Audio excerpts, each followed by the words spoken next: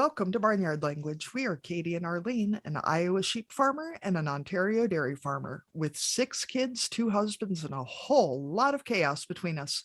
So kick off your boots, reheat your coffee, and join us for some Barnyard Language, honest talk about running farms and raising families. In case your kids haven't already learned all the swears from being in the barn, it might be a good idea to put on some headphones or turn down the volume. While many of our guests are professionals, they aren't your professionals. If you need personalized advice, consult your people. Welcome back to another episode of Barnyard Language. It's Arlene and Katie here again today. So Katie, what's going on the farm, or what do you want to talk to me about today? Well, Arlene, as usual, I started telling you all about what was happening in my life before I realized that we should be recording it and not, wasting good content for the sake of being friends or whatever. We might say something that was, witty. So better press the record button. What if we said something insightful and nobody heard it? It's like a tree falling in the forest, right? No, what I was telling you was that after 2.5 years, it's starting to feel like this working remotely thing is going to be a permanent thing, which is ridiculous because my job's always been remote. I mean, it's since day one. And all my coworkers are remote. Like, it's never going to change. But I'm just realizing that maybe it's time to actually set up an office. And like I have an office space, but it's also the craft space, and it's also I need to keep the kids out of this, so I will shove it in here because it's the only room they don't have free reign over space, which has also, of course, made it just irresistible to them because all of the treasures and all of the, as Charlotte calls them, Wemmy-Wems, which would be peanut butter M&Ms, are in mommy's office.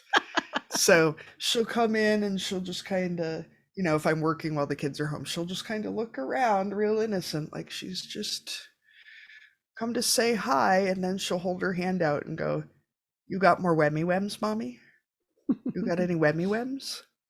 She knows they're stashed in there somewhere. Yeah, they're totally stashed in there somewhere. It's also where I hide the Christmas presents, and I'm realizing how much I need to have a reading space that is not our bed, that is also not in the living room, which is where the only TV in the house is, because I can't read at night with the TV on, and it seems rude to kick Jim out of the only room with the television just so that I can read. So I feel like maybe I should just have a little mom cave up here.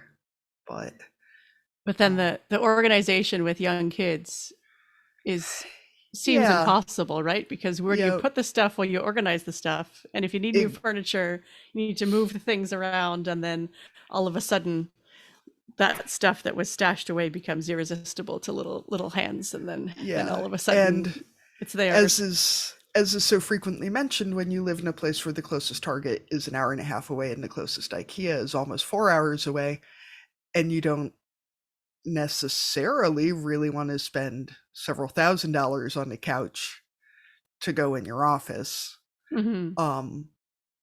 it makes it hard to pick out furniture and things. So we're in that place as well. Yeah, and I find it hard to visualize. I mean, there's tons of places we can order online, and that's fantastic. Like, I know that we're lucky compared to people in the past who maybe had to order from a catalog or something. I suppose that was kind of the, the precursor to online. But especially for a couch, I want to feel it. I want to go roll around on it some and bounce up and down and see. I can measure the dimensions, but I want to make sure I can sit in it and actually get back out of it again. Because some couches are way too low for my aging body. Yeah, well, and part of it is that I have the Davenport that my grandparents bought when they got married in 1937, but I also have a deposit in to get it reupholstered, and when it is reupholstered, it will replace the couch in the living room. But I can't get rid of the living room couch until the Davenport gets reupholstered, because otherwise we just won't have a couch for however long that takes, which I don't think my family is going to go for. A few pillows on the floor. Like, here, kids, here's just a couple dog beds that we had extra. The kids would probably be fine with it. It'd be you and Jim that might have more of an issue. It's my 40-year-old self does not think this sounds amazing. But also my office needs to be re-drywalled because the ceiling is collapsing because old plaster, old houses. So I need to empty my office out, but there's nowhere to go with all the stuff, and I need to get the furniture out, but not until it's just If you give a mouse the cookie, right? exactly. So anyway, Arlene, how are things in your world? So part of this discussion started because we actually got a new office installed. I have a cousin who is an incredible carpenter, and we put our name on his waiting list. Well, I looked it up. It was a year and a half ago, so we got to the end of the list and got our office installed. So that feels pretty exciting because the office setup had been my father-in-law's desk from when he was in high school, so it's probably 50 or so years old, and my husband's desk from when I think maybe when he went to university, so it was 25 years old, and they were kind of positioned with a chair in between them and some Rubbermaid totes for all the filing, and so it was a very sophisticated system, of course, but now we have built-ins that go right up to our tall ceilings, and filing drawers instead of Rubbermaid totes, so it feels very grown up. So I'm we're feeling enjoying very that. envious of your slide out printer tray too. Arlene sent me Yes. some in-depth photos. It is Yeah, gorgeous. because I And mean, a printer copier for the farm business ends up taking up a lot of space, and old desks were not built for that. So it was just sitting on the desk, which meant you had most of a desk, which was just holding a printer on it. So now it has its own little drawer, which is fantastic. And other than that, I was thinking last week, Katie, you were talking about how long February had been. And in my mind, I was like, oh, well, it's the shortest month. It's not that it's long. been like 589 days though. Well, yeah, Like, it how is. is it? I realize that now because we were supposed to have a long weekend. So we have a family day, which was this past Monday, but there was a snowstorm before the weekend started. So they had a snow day on Friday, and then they had family day. So there was the long weekend. And then there was going to be an ice storm. So they canceled the buses for the day there was going to be an ice storm. And then there was an ice storm. And so they canceled the buses again because the roads were so icy. So they had a 6-day weekend instead of a 3-day weekend. So that felt very long. So it's Thursday when we're recording this, and they finally went back to school. So, and now there's another snowstorm in the forecast for tomorrow. So we'll see. Maybe they'll get another long weekend, but they did go to school for one day. So Well, that that's feels like a good. win. Yeah, we're having the same issue. The problem with being all remote at work is that, like, I have one coworker who's in Japan and one coworker who's in Spain, and coworkers all over the US. And trying to get meetings to happen when it's 9 p.m. in one person's world and 5 a.m. the next day in your other coworker's world, and it's snowing and it's COVID and everybody's kids are home, has been impressive. Like, the fact that we're even still trying to have meetings is impressive to me, and everybody's doing a good job, but it's been chaotic, and I think I bet. everybody is over it. All right, do you have any farm updates more specifically, Arlene? Oh, farm updates. No, more ice, as I said. So more days of the cows inside because it's hardly safe for humans to walk out on the ice. So the cows are definitely not going out. Yeah, I don't think there's much going on. Do you have any lambs yet, or you're still in hold Not hold mode? not yet. I think it should be about another week maybe. I did, however, the other day I looked out and the bull was just standing in the middle of the driveway, just hanging out. He's a That's good not his. guy. That's not his place. That's not where he belongs now. He had the neighbors were doing a bunch of target practice or whatever. There was a lot of shooting, and apparently it startled him right over slash through the barbed wire. He's a big guy. He Right. stays in because he wants to stay in. And so he was out of the fence, and then he just kind of, he came across the road and wandered up the driveway and wandered around for a while. And then, at my insistence, he just wandered right back over. And my father in law opened the gate and then he went. We're very lucky to have a chill guy to deal with. At least by the time he arrived at the driveway, he had chilled back out again. He Yeah, wasn't yeah. still spooked. Yeah. I don't know how spooked he was to begin with. He's pretty big, so he may have just been sort of near the fence when he started, but he's a good guy. But still, I'm over people scaring our animals. Very low tolerance for that. Yeah. Our guest today is Shaun Tyson, joining us from Central Illinois. He runs 54 farms. And Shaun, we start every episode with the same question. So, Shaun, what are you growing? I think we're growing cattle and kids here at 54 Farms, so that's what we're doing. And how many cattle? We've got more than some and less than most on the cattle department. And then on the kids, we've got 2 biological kids of our own. And then we've got 1 bonus child, Aiden, that lives with us as well as my son's best friend. So yeah, we got 3 total. And I saw looking at your website, the the steak pictures made me awfully hungry. I didn't want to just say like the beef pictures because that sounds weird. Can you tell us a little bit more about how you're raising your cattle? It looks like it's real similar to how we do ours here. Yeah, so our cattle are grass-fed, grain-finished, and it's just conventionally grown. All of our cows go out on grass come springtime, and then the last 3 months of their lives or so, they're fed full grain ration and hay and clean water. All right, and are you raising predominantly Black Angus then, or are you, if it's got 4 legs So and moves, it'll turn into steak? yeah, so no, we've messed around a little bit with it, and we had some Black Angus, straight Black Angus. We've done just about everything. I like to say that we've made all the mistakes, and we've come to the realization that we like the Hereford Angus cross, and that's just for docility and meat quality. And what we really like is cattle that don't want to kill us. And having a bunch of kids around, it really helps us to have cattle that aren't quite so aggressive. The other thing that we do here is we do agritourism. So there's a lot of folks that show up on our farm and they camp through a hosting service called RV. It's called Harvest Hosts. And so we've got a lot of people that visit our farm, and the last thing we want is kind of something that's a little bit rank and crazy out there. So we've got pretty friendly cattle. We bucket feed them to begin with, and that kind of helps tame them to human contact anyway. Yeah, we switched over to predominantly Normandy beef about 3 years ago because same thing, little kids, and I just got sick of fixing fences and Angus cows going, over gates and over fences and through people, and it's just life is too short to deal with that kind of, Yeah, crap. It's I'd I'd much rather have the calm ones, that's for sure. Yep. We had a helicopter came over low a couple years ago and had a cow go through quite a few gates on her way out of the place because she didn't know what it was and she didn't like it and she was gone. Yeah. It was kind of Well, if we last weren't time. fixing fences, I don't know what we'd be doing. Yeah, that's true too. All right, so Shaun, I actually found you through a post on Twitter. Can you tell our listeners a little about the family history you shared there and how you ended up where you are now?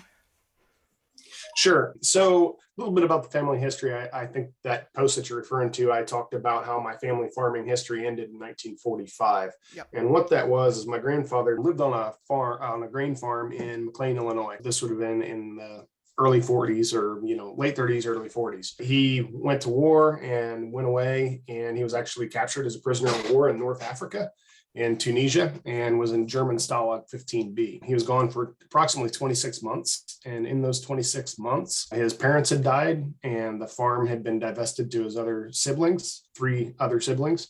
And they said, well, sorry, we thought you were dead. And they had already split up the farm ground. And so he was out of any kind of farm ground. So my grandfather actually ended up not farming from that point on. And he went to work for the railroad. And so that was, essentially that's where my family's farming stopped. My dad didn't farm. I was raised on a small hobby farm, but we just had, a couple of horses here and there. Nothing profitable, so to speak. So, can I ask what the family relationship was with that generation? I mean, did he stay in contact with his siblings? Or, I mean, it seems like it would be hard to, celebrate Christmas with folks who said, well, we thought you were dead, so, Yeah, oh I well. don't think that anything came of that after that. I think my grandfather then gravitated more towards my grandmother's side of the family, and they kind of just moved away from that McLean area, and I don't think they really spoke much after that, and I can't say that I would particularly blame him for that. So Yeah, no, fair enough. I know, some families seem like they just kind of shove stuff like that under the rug and just carry on like it's nothing, which I don't understand, but, I guess more power to them. But, I'm incredibly nosy, which is why I started this show, because I like to talk to people and I like to, get nosy and ask weird questions about other people's lives. yeah, definitely a case for transition planning and current farms right now, I would say. Yeah. Yeah, I don't know how you'd really transition plan for, everybody thinking you were dead, but Yeah. it's definitely a case for why you should have a plan in place for that. You know. Yeah, so it So, was it was it was an it was an interesting deal. And so my grandfather, all through I guess from the 50s until the late 80s, was a railroad engineer. My dad wasn't, my dad was a salesperson his entire life. So he had nothing to do with farming whatsoever, but did move us into a rural community. And I guess that's how this all kind of started out for me. And my wife was, we had a love for horses and I had a love for cattle. And we found that, post high school, early college. And that's where our journey really began. so what steps did you take to get back into farming, not being from that background? I mean, a lot of people who don't have a farming background don't end up in this career path. It's not an easy transition necessarily. So what started you on this path? Yeah. So what was interesting about that was we were surrounded by farms, and all my friends were farmers, because that's what they did. And so really the only work that you could find was on a farm. And so I worked on as a child, even at 9 years old, I was scooping out horse stalls. And so that led me to working on different farms and different farm projects, and ended up working on a cattle farm as I went to college for agriculture. So spent a lifetime in the ag industry. So I've been in the ag industry for 25 years. And I think seeing that lifestyle and seeing what my farmers enjoyed, my customers enjoyed, I really wanted that for my kids. And so that was always a goal for my wife and I, was to get back to this farming way of life. And we lived in town our first 15 years of marriage. And it wasn't until the opportunity came for us to sell the house that we had redone in the city to move out to a small 4-acre farm out in the country. And that's where it all really started. Sure. And do both you and your wife still have off-farm jobs, or are either of you able to be farming full So time? my wife is a dental hygienist, and then she actually runs our meat business, our direct consumer meat business. And then I work for AgReliant Genetics as a dealer development manager for the central US. And then the agritourism part that you mentioned, how does that work? Is that that's a recent addition to the farm, or how many Yeah, campers, so there's how many campers can you pack into a field? So we've got three camping spots. And what's interesting about it is I did it kind of on a lark, just because I like telling ag story. And I thought, oh, we may get 2 or 3 people through here in a year or whatever. It'll be interesting, and it'll be a nice way for us to tell the story and maybe sell a little bit of beef while we're at it. And so it's an app on your phone. It's called Harvest Hosts, and the members pay a fee to be associated with it. And there's 2,000 camping spots. It might be a farm, a brewery, a winery, a public place, like a public place of interest. And you're not obligated to pay the host, but what you are asked to do is maybe buy something if they're selling something, whether it's beer, wine, or in our case, beef.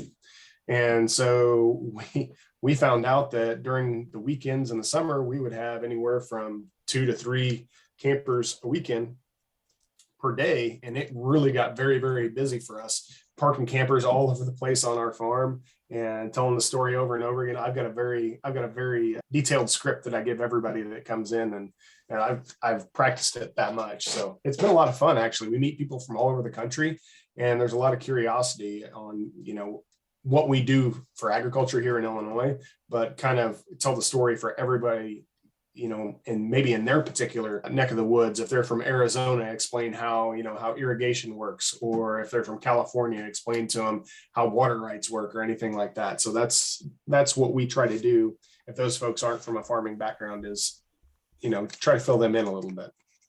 Did you get a lot of retired farmers? I'm picturing that as being the kind of thing that a retired farmer might be interested in. You would be surprised. I would tell you probably 10%. Oh, yeah.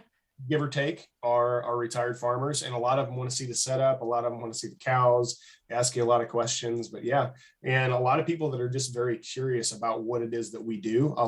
We had a lot in the first year of COVID. We had a lot of chefs, so there wasn't a lot of work for those folks, right? And they were coming through. I bet we had a half a dozen chefs that came through, and that's what they were doing. They were just traveling, and they were finding work where they could find it. Sure. And what's your obligation in terms of what, like a camping spot? Do you need to have it serviced, or what does that No, look like? they just have to have a place where they can boondock and park their camper. So Oh, okay. we've got a couple of spots that are on gravel, and then we arranged a couple of spots in one of our fields so that they could park off into the side in one of our alfalfa fields. And has agritourism been enough of a thing in your area that your insurance agent had heard of this before, or were they? I know, where we live in rural Iowa, it's still kind of a new idea, and finding an Yeah, insurance agent is challenging. our insurance agent, that didn't play into it because with Harvest Hosts, they provide there's a waiver, there's a level of you don't have to worry about that. They Okay. take care of that on their end. And so if you're signing up for Harvest Hosts, it's a waiver saying, hey, hold harmless. I understand what's going to go on and the activities that go on the farm, and we take every step that we can to make sure that they're safe. Hmm. We're not gonna let them in with our cows, but they can certainly go up to the fence a lot of times, and the cows will kind of follow them around. And we're not having them out there when we're worming or doing anything like that. They're just there to watch. And sometimes if we had some show cattle for the kids this past summer, and those are good enough, we can let somebody in there to pet them and do whatever. And we did a lot of that, and the kids really seem to love that. They love that, and they love the goat and the pony that we've got. So So you make them pay extra and they can come do shoot work, right? Like, you need some real insurance for that, though, I think. yeah. That's kind of seems like a riskier thing. So, did your grandfather know that you were working towards getting back into farming? No, I don't think so at all. So my grandfather passed away from complications from being a prisoner of war Okay. in I was 14, 1991, 2, 3, somewhere in that range. And so he never really knew that I had any inclination to go back into farming at that point in my life. Maybe I was involved in FFA, but my life was before me at that point. And really, it was always kind of a hope and a dream. I think during college we had a couple of goal setting sessions, and it challenged me to come up with a 1, 5, and like a 15-year goal. And my 15-year goal was to have cows and have horses and have a farm. And I thought, man, that's really lofty, 15 years outside of college. And that was actually, I hit my 1, 5, and 15-year goals exactly like I thought I would. And yeah, it was interesting that it all came to fruition. That's pretty impressive, too. I know plenty of us are still working on our 1 year goal, I think. We've, at least around here, we've gotten past a lot of 15-year goals and still have some 1 year goals that we're working on. So, Yeah. Was the story of your grandfather's, the loss of the farm and things like that, was that something that you knew about growing up, or something that he talked about? Or, as Katie said, was that one of those things that was kind of, he moved on, he walked away from that and was. I think he moved on, but my curiosity about especially as I delved into agriculture, my curiosity about the whole situation really peaked up probably when I was in my mid-20s. My grandfather had been gone for a while, and I really wanted to get the background and the history of it, because actually I found where the farm was. And what's ironic about it was that I was working in a job in agriculture as I sold fertilizer, chemical seed, things like that. And I found a gentleman that was in his 90s, and he was my grandfather's neighbor. And they actually went to school together, hung out together. He said, yeah, your grandfather, he was a trick shot with a slingshot and the best fisherman I ever knew. And they actually worked on the railroad together. And so he goes, oh yeah, that farm, that's this farm up the road. Well, what was ironic about it is I just had put a corn plot in on that field, one of the fields that my family had owned previous. And so to me, that was pretty interesting that my work brought me back around to what was once the family ground. so had his siblings split it up and kept farming it, or had they split it and sold it? They split it and sold it. There's not a lot of clarity on my folks' end or on my grandmother when she was alive. They just didn't. There was a lot of things that they didn't talk about, and I don't know if that was a product of him being in World War II and he didn't want to talk about a lot of things. and all he wanted to talk about was what was ahead of him and not what was behind him. And I think that was an underlying theme in his life, was just put the past behind him and start working forward. And so that's, yeah, that was, maybe it was all meant to be. And that's, that's the way it was. And everybody has been successful, notwithstanding having a farm to fall back on. So yeah, maybe that's the way it was meant to be. So have you always been interested in family history and like regional history, or was this just more of a curiosity one time situation? So history is actually one of my favorite subjects in high school, and definitely like it was one that I had excelled in. And then it was just something that I kind of dove into a little bit further as older relatives started dying off. I wanted to understand the history of, what it was that my grandfather Tyson, and then on my mother's side, my other grandfather had done during the war. And so I'd done a lot of research. I went in and I got their records back from the DOD, and it was really very clear, what he had done and where he'd been and his release date and all that stuff. It was pretty interesting to me. And I've got an entire file folder here that my mom's given me that's got, basic layouts of what the farm looked like. And there were very intricate pictures of like orchards and things like that were on the farm. And it's very, to me, it's super, super interesting to understand, how things went back in that timeline. And then also how like plot maps looked and the names that are associated with those pieces of land and how you can track that through history. To me, that's always been kind of fascinating, is how that stuff changes over time. Yep, I married into a family century farm here in Northeast Iowa, so our kids are the fifth generation. And looking back at, we have just boxes and boxes of family photos of the farm, and, even aerial photos from the early 50s of, where the garden was and where the orchard was. And my husband's grandfather and his brothers apparently raised foxes for pelts, just these sorts of things that were totally normal when they did them. And so nobody thought to, write it down and keep a journal of what they did. But looking back on it, now, what, 70 years later, there's so much that's just sort of been lost to you know, the history of things as people pass away and stories get forgotten. And, it's interesting to dig that back out. And it's, Yeah, and I think The that trends of wearing fox stoles have gone out of style yeah, too. yeah, that oral history is always really important, I find. And telling your kids about what you found out, and passing those tales along is always an important part of history. Yep, I find it interesting. My mom is a historian by trade, and she used to take me along a lot to, listen while she did interviews, and I'd sit at the kitchen table with the wives, and now I'm here doing a podcast where I can basically get out what amounts to a tape recorder and get real nosy about people's lives. So must, run in the family. So you said you've already achieved all your goals, or the ones you said as a teenager anyway. So Yeah. what do you see as your goals going forward with? I think with every farm, we've got our kids, and we want to bring them into it. And definitely we wanted the exposure for them, and the exposure to this lifestyle and this work ethic that you have to develop for living on a farm. And I think we've done that. Now, whether we've transferred the bug of the love of farming to our kids, yet remains to be seen. And we've got a son that's he's actually enlisted in the Air Guard, and he's going to be a firefighter paramedic.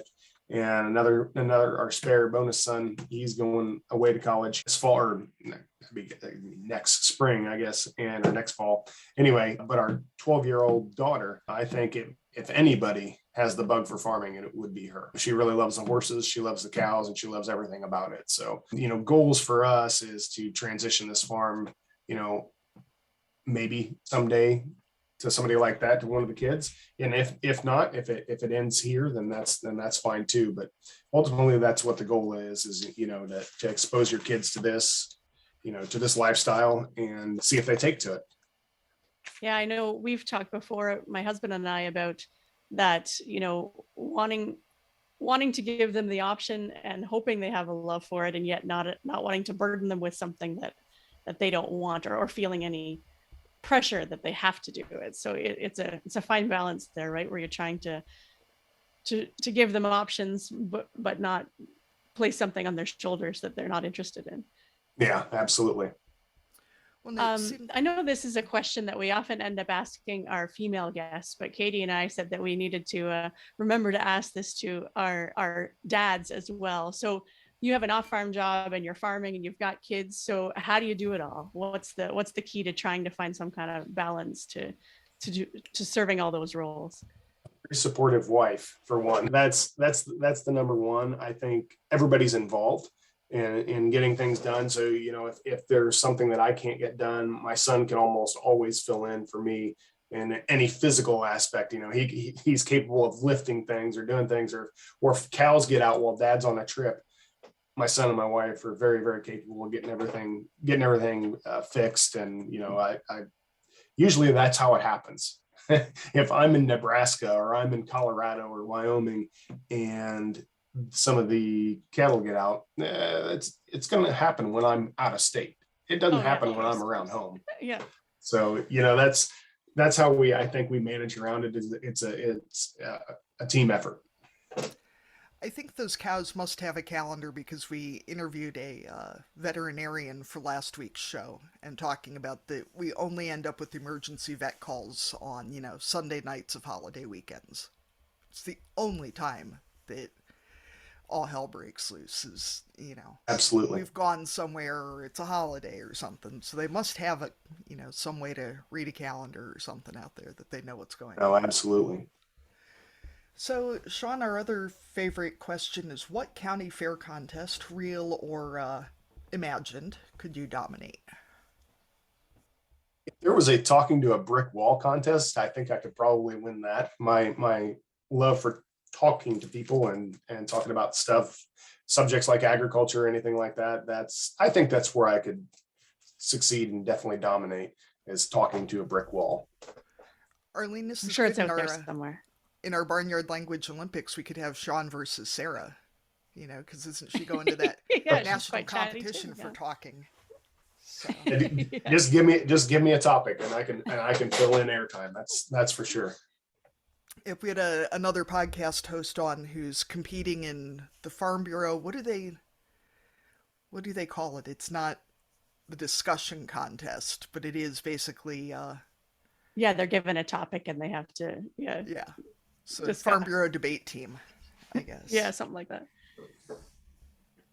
So our next segment is cussing and discussing. As always, as a listener, if you would like to cuss and discuss anything, you can send us an email at barnyardlanguage@gmail.com, or you can send us a PM on Instagram or Facebook. Katie, have you got anything you want to cuss or discuss today? I actually have a discussing today, Arlene, since you challenged away. That I only ever cuss. I'm realizing that my note says nose blindness. It's really hard to tell. Shaun, my kids are 3 and just turned 5, so we're still in a differently challenging phase of things. It would be nice to have a way for people to give you honest feedback about your children's behavior, because it's hard to tell if they're, total monsters and you're just used to it. And so, like when your house has a weird smell and you can't smell it anymore because it's just there all the time, that like, are my children just more energetic than other kids, or are they completely out of control little shits? It's hard to tell sometimes. Well, and especially during a pandemic when you maybe haven't been seeing people or doing, events out in public for a while, then you don't have those regular comparisons. Yep. And everyone, I hear from school that they're really good at school, so I assume they're capable of acting like humans. But we were all home together all weekend, and it was a lot. They do play very, very well together most of the time, but they equally try to murder each other the rest of the time. So it would just be nice for there to be some way for, other folks who see your kids on a more regular basis to tell you if they're actually decent humans or not. In a nice way, of course, not in a judgy way. Yeah. Oh, plenty of people are willing to tell you what they think about your kids in a judgy way. It would just be nice to hear it in a constructive way. Anyway, Shaun, what do you have? To discuss. I don't have anything to Or cuss. cuss. I mean, I don't Generally care. speaking, I'm a pretty Cows positive haven't person. got it recently. My daughter's horses got out the other day, and that is because a certain dad backed a trailer in too far and it pushed a gate open, and the nosy pony, the goat, and the red horse got out, and they were a mile away from the house. And so my daughter was not having that. She was not happy that we had to go all the way out there, and then they wouldn't come to her, and we had to walk them all the way back up to the house before we could finally catch them. So Oh, she was none too happy about that.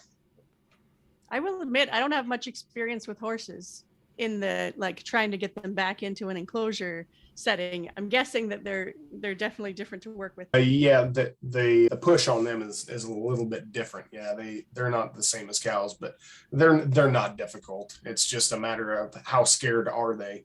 And so our large guardian dog had chased them a good way, and away from the farm. Yeah, away from the farm, and I think that caused the not being able to catch them issue. So right. Well, and it always complicates things if they're scared or if they're having a lot of fun. Because, if they're having a lot of fun, I think they're they were not doing coming back. Yeah, I think they were having fun. They were led by an ornery goat, and his name is Totes My Goats. Uh-huh. That is the perfect goat name right there. Yes. So, Arlene, what have you got today?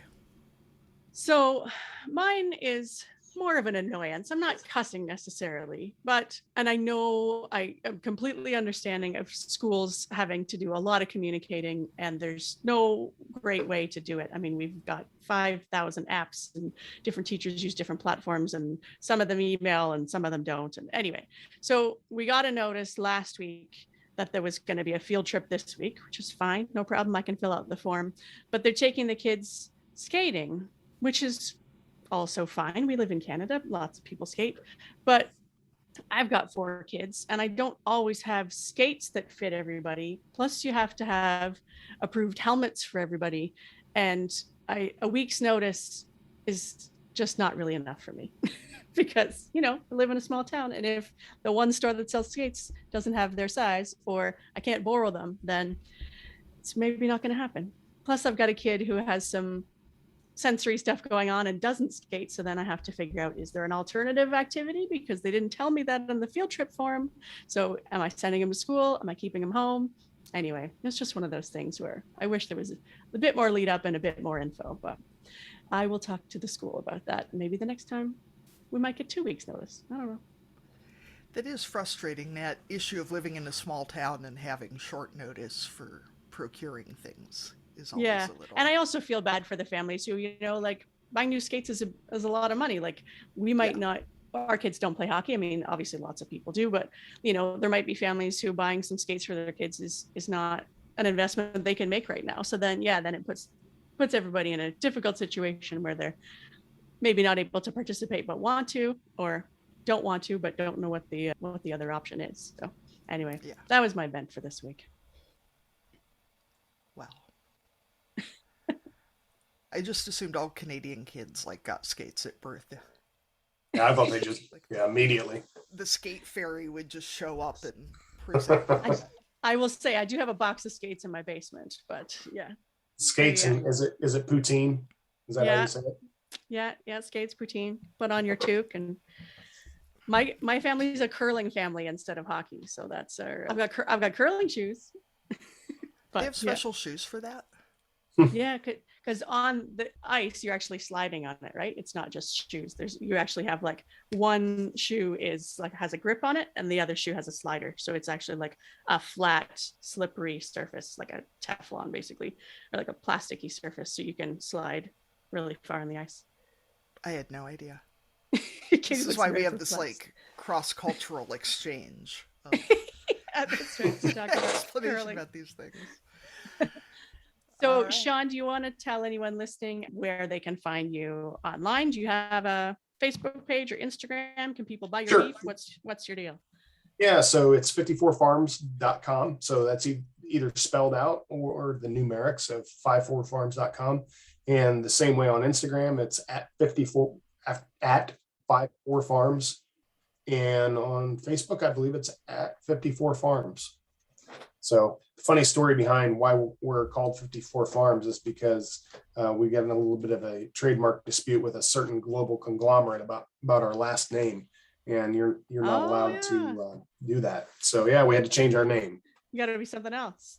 That makes sense. Especially when they're Googling you. Yes. So how did you pick 54 then? Did you just kind of... I really like the alliteration. I like the alliteration. I like the numbers. And there's a highway that my wife and I have both lived off of, with the exception of like the years during college. We've always lived within 2 or 3 miles of that highway. And my wife says that that's always been the way home. And so she goes with 54 nice. Farms. That is nice. All right. Thank you so much for joining us, Shaun. Thanks much, guys. I can't do that part. I already messed Bye. up our... Yeah, all right. Well, I appreciate it. Thank you. You bet. Bye-bye. Yep, bye. Bye.